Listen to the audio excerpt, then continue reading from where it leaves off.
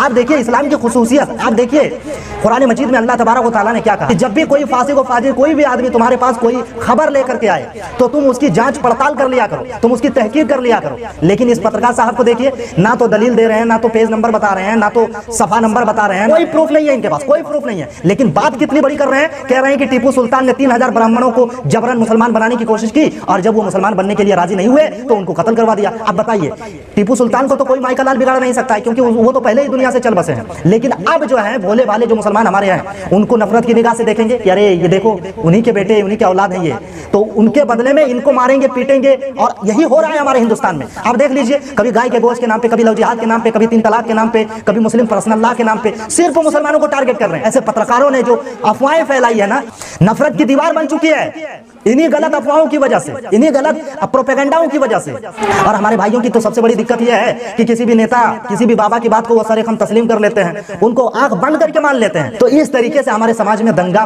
पनपता है, हमारे समाज में दंगा और मारकाट और लड़ाई झगड़े पैदा होते हैं, नफरत की निगाहों से उसे देखा जाता है। बहरहाल मेरे प्यारे साथियों, आइए मैं आपको एक हमारे बहुत ही अजीज और बहुत ही मारूफ और मशहूर शख्सियत से मिलाता हूं आपको। स्क्रीन पे जो शख्सियत आपको नजर आ रही है इसका नाम है doctor B N Pandey. Doctor B N Pandey Orissa के राज्यपाल भी रह चुके हैं और कलकत्ता विश्वविद्यालय के ये कुलपति भी रह चुके हैं। एक इतिहास की किताब थी एंग्लो बंगाली कॉलेज जो इलाहाबाद में पढ़ाई जा रही थी, तो उस किताब में डॉक्टर बी एन पांडे ने पढ़ा कि 3000 ब्राह्मणों को टीपू सुल्तान ने जबरन मुसलमान बनाने की कोशिश की और जब वो मुसलमान बनने से इनकार कर दिए तो उनको कत्ल कर दिया।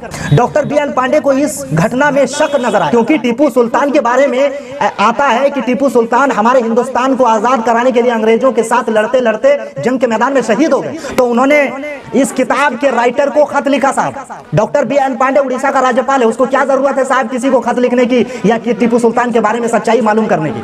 अब जरा सोचिए और सीखिए। तो सबसे पहले इस किताब के राइटर हरप्रसाद शास्त्री को खत लिखा। खत के जवाब में वो क्या कहता है कि ये घटना हमने मैसूर गजेटियर से लिया। डॉक्टर बी एन पांडे ने मैसूर गजेटियर को खत लिखा। मैसूर गजेटियर के बारे में पता चला कि मैसूर गजेटियर नाम का कोई ना तो इंपीरियल पैलेस है और ना ही कोई लाइब्रेरी है। जरा सोचिए कि कहां का रोड़ा कहां से जोड़ा, कहां का रोड़ा कहां से जोड़ा। डॉक्टर बी एन पांडे ने जब मैसूर गजेटियर के बारे में पता लगाया और जब ये मालूम हुआ कि मैसूर गजेटियर तो कहीं है ही नहीं, तो डॉक्टर बी एन पांडे ने कलकत्ता विश्वविद्यालय के जो कुलपति थे उनको खत लिखा जिसका नाम विजेंद्र नाथ शील था।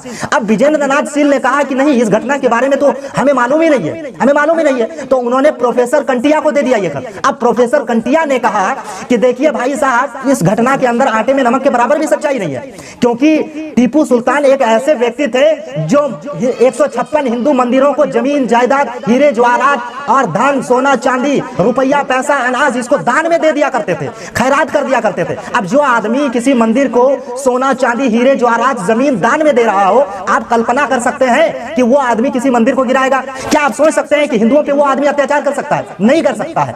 आप जरा गौर कीजिए कि प्रोफेसर कंटिया ने 156 मंदिरों की लिस्ट बनाई और उसी 156 मंदिरों में सारे मंदिरों को दान खैरात देने का व्याख्यान किया।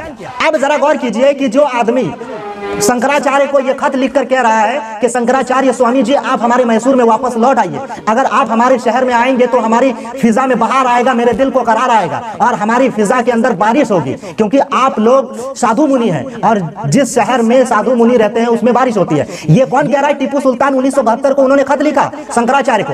आप कहते हैं कि टीपू सुल्तान ने मंदिरों को तोड़ा और मूर्तियों को तोड़ा। मैं आपसे एक सवाल करना चाहता हूं कि बताइए शंकराचार्य के ऊपर उंगलियां क्यों नहीं उठती है? शंकराचार्य ने भी तो मूर्तियों को तोड़ा था, शंकराचार्य ने भी तो मूर्तियों को तोड़ा था, शंकराचार्य ने भी तो मूर्ति पूजा का विरोध किया था, फिर उस पर उंगलियां क्यों नहीं उठाई जाती है? जरा गौर कीजिए। तो कहीं ना कहीं दाल में काला है और इतिहास के पन्नों को पलट दिया गया है। आपको मालूम नहीं है, मैं आपको बता रहा हूं कि टीपू सुल्तान वो सिपाही, वो बादशाह थे जो अंग्रेजों के साथ लड़कर जंग के मैदान में शहीद हो गए। जब जंग के मैदान में फौजों की लाश के सामने उसकी लाश मिली तो उनके हाथ में तलवार था। आप कहते हैं कि टीपू सुल्तान ने हमारे मुल्क को तोड़ा, और अगर उन्होंने तोड़ा तो फिर मुल्क के लिए अपनी जान क्यों निछावर कर दी? वो भाग जाते सऊदी अरब, वो भाग जाते कतर, वो भाग जाते बहरीन। कि टीपू सुल्तान के ताल्लुक से आज हमारे हिंदुस्तान के अंदर जो भी बातें भ्रम फैलाई जा रही है, जो भी प्रोपेगेंडा किया जा रहा है, इसमें कितनी सच्चाई है? जरा गौर कीजिए। ये पत्रकार साहब तो कह रहे हैं कि वो हिंदुओं के मंदिरों को तोड़ा, हिंदुओं के मूर्तियों को तोड़ा, हिंदुओं के महिलाओं पे जुल्म और अत्याचार किए। तो भैया हमको कोई ऐसी किताब का नाम तो बताइए और उस किताब की दलील तो दीजिए, उस किताब की के सफा पे लिखा हुआ है। आप अगर हमको ये अगर कहेंगे दिन की दोपहरी में कि अभी रात है, तो हम तो कोई अनपढ़ गवार जाहिल तो नहीं है कि हम आपकी बात मान लेंगे कि हाँ सही में अभी रात है। हम वो पागल और घुसड़ किस्म के लोग नहीं है। देखिए इस्लाम की ये खुसूसियत है। अल्लाह तबारक व तआला ने कहा कि ऐ लोगों, कोई भी फासिक व फाजिर, कोई भी आदमी जब तुम्हारे पास खबर लेकर आए तो तुम इसकी जांच पड़ताल कर लिया करो, कहीं ऐसा ना हो कि तुमको बाद में शर्मिंदा होना पड़े। बहरहाल मैं ये बात कहना चाहता हूँ आप लोगों से कि हमारे इस वीडियो को शेयर कीजिए और अपनी जिंदगी की केयर कीजिए। अस्सलाम वालेकुम व रहमतुल्लाहि व